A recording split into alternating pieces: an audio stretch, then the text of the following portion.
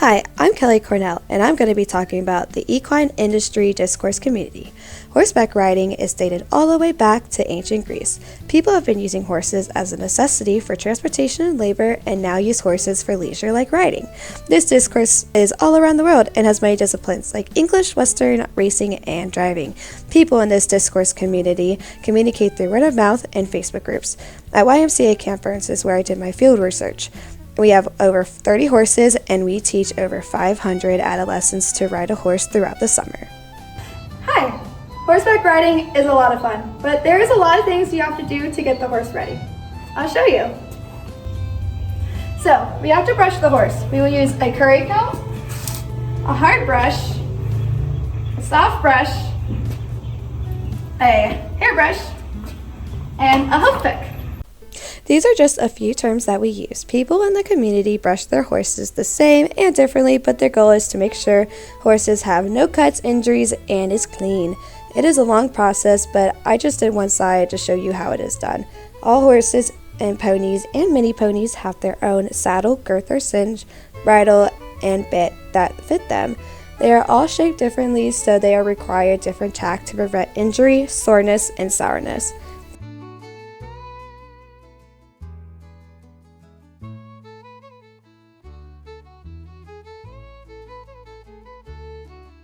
Here I am showing you how to tack up a horse. During my field work, we taught adolescents with Down syndrome how to tack horses and then gave them pony rides. After I groomed the horse, I would place the saddle pad on the horse starting at the wither and placing my Western saddle on her. There's a lot of going back and forth when it comes to brushing and tacking up a horse. After I make sure the saddle pad and the saddle are where I want them, I will tie the cinch using a Texas T. I will then bridle my horse using a Western bridle. I will say I'm not used to Western bridles since I have a background in English riding, so I did struggle with the ear on the headstall, but she is such a very good girl and is so used to it. Fun fact about the wither is that is where we measure a horse. You measure a horse using 4 fingers from their front hoof all the way up to the wither. Taz is about 15 hands tall. Now I will show you how to mount up by throwing the reins up and over and tightening the cinch on my saddle. So just that slide off and make sure my stirrups are where I want them because it is a hassle to fix them while you're up on a horse.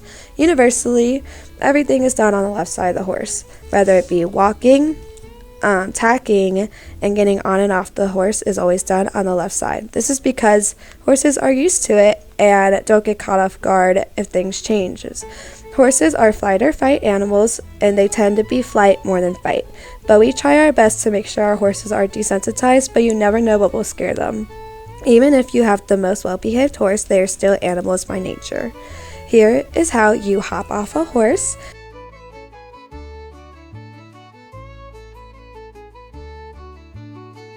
Now we will do almost everything backwards. I will take off the bridle, undo the cinch, take off the saddle pad and the saddle. After, I will brush the horse and sometimes give them a bath, but I did not record this step. Taz is a quarter horse and she is about 25 years old, and her main discipline is Western pleasure. People will own, lease a horse, or be in a program to learn how to ride. Horses can be very cheap to very expensive. Horses can be free to a couple hundreds to millions of dollars. To own a horse, you have to pay for boarding, farrier, vet, teeth, grooming supplies, tack, feed, buckets, halter, ropes, and more. The rider has equipment to pay for as well, like gloves, helmet, spurs, crops, pants or breeches, boots, and more depending on the discipline. Now we give her a treat because that is the most important thing, because she has been such a good girl, and here she is just smiling. This is my old trainer, and she is riding her horse Hemingway. Hemingway is a stallion, 19 hands tall, and about 8 years old. He is currently worth over $500,000. She is a professional who is currently training individuals to ride dressage. People she trains are trying to learn dressage for fun or competing to win their bronze, silver, gold medal and Grand Prix title, which is the same level as Olympics. She has been in this industry for over 32 years.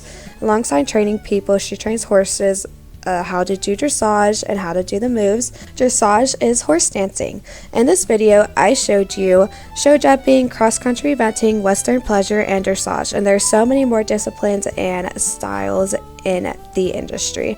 I hope you learned something new, and thank you for watching.